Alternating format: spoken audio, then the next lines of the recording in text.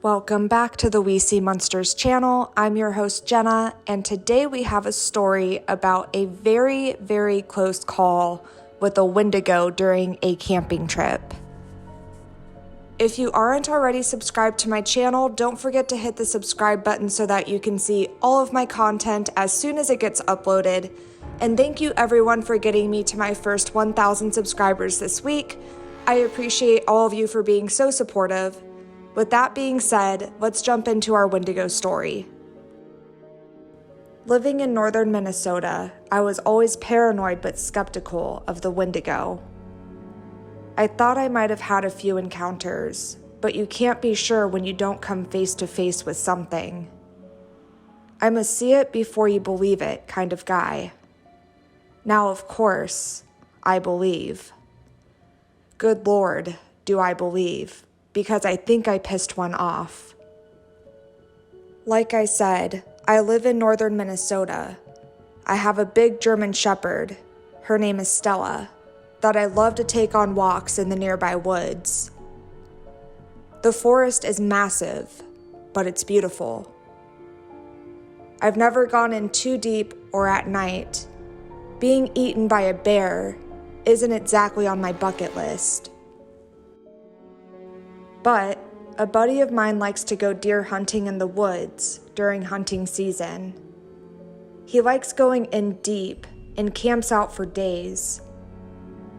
He invited me along since it was that time of year, and reluctantly, I agreed. Stella came with for some added protection.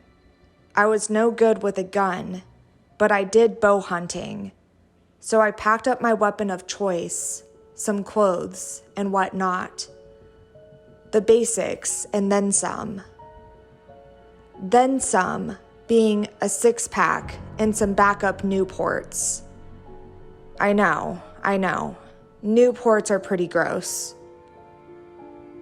We hiked our way out to Mason's favorite hunting spot, a small field near a river. We set up camp in the field, and for the first night, we just shot the shit and went to bed. Come morning, it was hunting time. We woke up about 8 in the morning and got to it. All dolled up in camo, we sat patiently with the trees, waiting for a thirsty deer.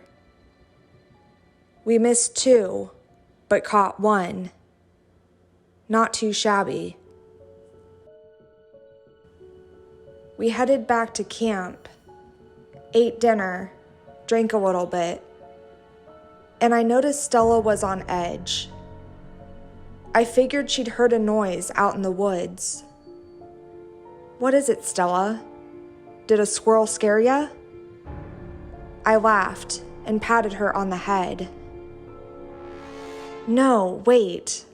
Listen, Mason said, and I did. Do you hear that? He asked. I gave him a, "Are you fucking with me?" look. I heard nothing but fire crackling. And after listening a little bit closer, I realized what he meant. I heard nothing. No frogs, no crickets, no birds, no rustling in the surrounding woods. Okay, now I'm a little bit freaked out. But then I saw something. It was on all fours, kind of hunched over, and massive. Of course, a fucking bear. Must have scared everything off around us. But it looked real thin for a bear. I got out my bow, lining up the shot. No way in hell was I getting eaten by some starving bear tonight. Mason didn't protest, so I shot. It hit the bear, but it didn't react. A few seconds later, it's charging at us at full speed. What the fuck is that? I screamed. Stella went running into the forest, but Mason and I were frozen in fear. That was no bear. It looked deformed, gray, thin, and my God, was it tall. Wendigos don't look like what you see in mainstream media. Their skin is gray and tight.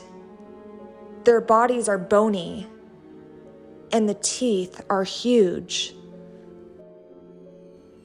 Mason quickly grabbed his gun and fired a few rounds, but it did absolutely nothing.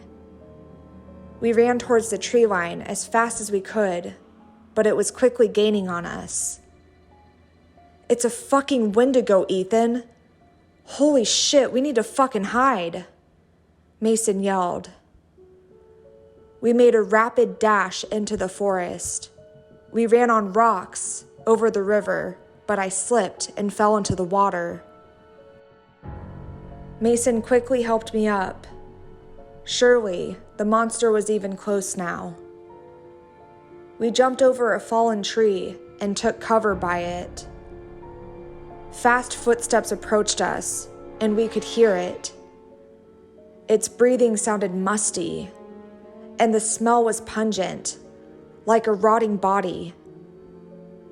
I held a finger to my lips, telling Mason to be quiet.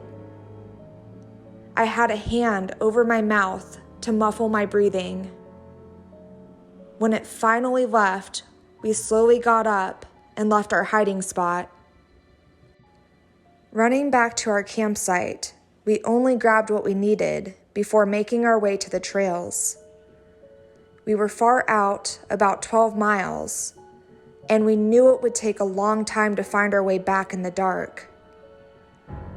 After half an hour of walking, we sat down to take a break. It seemed like we were safe now, but I was worried sick about Stella, my sweet girl. We had to keep going. That's when I hear familiar barking a few yards out. "Stella?" I yelled. "Stella, come here, girl. I'm right here. Stella, where are you?" I ran towards the sound, happy to find my dog. The barking started coming from all around me, and I was confused. Then it stopped suddenly, and it was dead silent again. I felt my body freeze and my heart stop. "Ethan, get back here. It's a trap. The Wendigo is mimicking Stella," Mason yelled out to me. No, this can't be happening. And that's when I heard Mason scream. I whispered an apology under my breath, and I ran.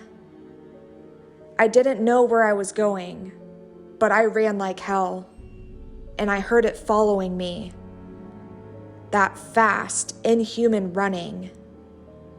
And then suddenly, I was tackled to the ground. The thing looked me dead in the eyes, inching closer and closer, drooling on me. It had blood on its mouth. Blood. I would assume it was Mason's blood. It sunk its teeth into my shoulder. I screamed and shoved a finger into its eye. It popped. It was fucking disgusting. The thing got off of me, screaming and putting a hand over its eye. I took the opportunity to run like hell. My shoulder burned. It took out a chunk when it got off. I knew I was definitely going to have a scar after this. All I could do was run. I just kept going until finally, it all went black. I was found the next day by park rangers, and now I'm in the hospital. I've been here for a few days, being treated for a serious infection, blood loss, and I might need surgery on my shoulder and back. Turns out I damaged my spine when I was thrown to the ground. Mason hasn't been found, and I'm not sure I want to know what happened to him. On a good note, they found Stella. She found some campers, and they took care of her. Thank God. I'm still scared. I live right next to those woods. At night, I can't sleep, and sometimes I'll hear tapping on the window. I'm on the 7th floor, so I hope to God it's just my imagination. If those fuckers can climb, I am fleeing the country. Sometimes I hear something saying my name, and it sounds like Mason, but not Mason. If anything happens, I'll update. But for now, I just need to relax while I recover. Please, for the love of God, do not piss off a Wendigo. For more spooky content, you can click the links below to check out my TikTok and listen to the We See Monsters podcast.